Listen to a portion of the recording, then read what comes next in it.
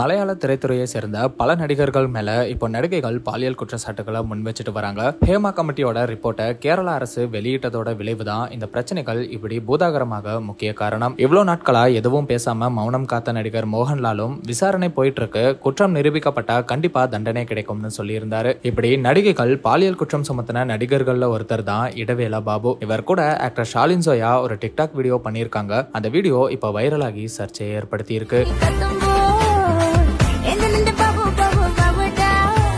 இந்த வீடியோவை பத்தி ஒரு நியூஸ் சேனல் செய்தி ஒன்று போட்டிருக்காங்க. அதுல இந்த வீடியோவை பத்தி பேசிட்டு முடிவுல ஷாலின் ஜோயா இப்போ சினிமா வாய்ப்புகளுக்காக காத்துட்டு இருக்காங்க அப்படிங்கிற மாதிரி சொல்லியிருக்காங்க. இந்த நியூஸ்ல பலருமே ஷாலின் ஜோயாவை கடுமையா பேசி விமர்சனம் பண்ணியிருக்காங்க. இதனால மன உளைச்சலான ஷாலின் ஜோயா அந்த நியூஸ்லயே கமெண்ட் பண்ணியிருக்காங்க. அவங்க என்ன சொல்லியிருக்காங்கன்னா, உனக்கு நியாயமா இல்லையா, என்ன நடந்ததுன்னே தெரியாம ஒரு பொய்யான நியூஸை போடுற ஒரு நபரோட வாழ்க்கையை இப்படி அழிக்கிறியே, உனக்கு வெக்கமா இல்லையா, நீ ஒரு நியூஸ் சேனல் தானே. இந்த டிக்டாக் வீடியோ சில வருஷத்துக்கு முன்னாடி ஒரு மூவி ஷூட் அப்போ எடுத்தது. இந்த சாங் அப்போ ட்ரெண்டிங் ஆயிட்டு இருந்துச்சு. இந்த சாங்கோட நேமும் அவரோட நேமும் ஒன்னா இருக்கவே நான் இப்படி அவர் கூட இந்த வீடியோவை பண்ணினேன். அந்த ப்ராப்ளம்க்கும் எனக்கும் எந்த சம்பந்தமும் கிடையாது. நான் அம்மா அமைப்போட மெம்பரும் இல்ல.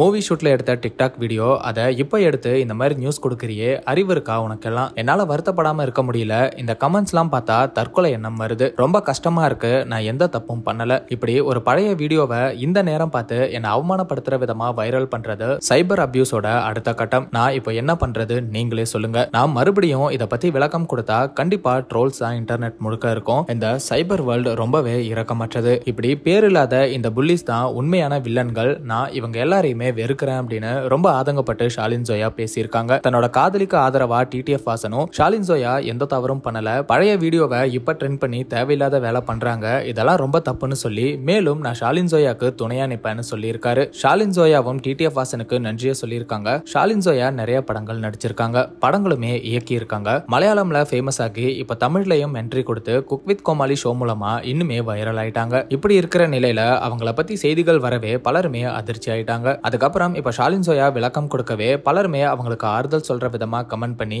அவங்க ஆதரவையும் வெளிப்படுத்திட்டு வராங்க. 2019 வெளியான படம் தான் கோடதி சமக்ஷம் பாலன் வக்கீல். இதுல தான் பாபு வேட்டா அப்படிங்கிற இந்த சாங் வரும். அந்த நடிகர் பேரு இடவேலா பாபு, பாட்டு பேரு பாபு வேட்டான்னு இருக்கவே ஷாலின் ஜோயா அவர் கூட சும்மா ஃபன்னுக்காக இந்த டிக்டாக் வீடியோவா பண்ணதா சொல்லியிருக்காங்க.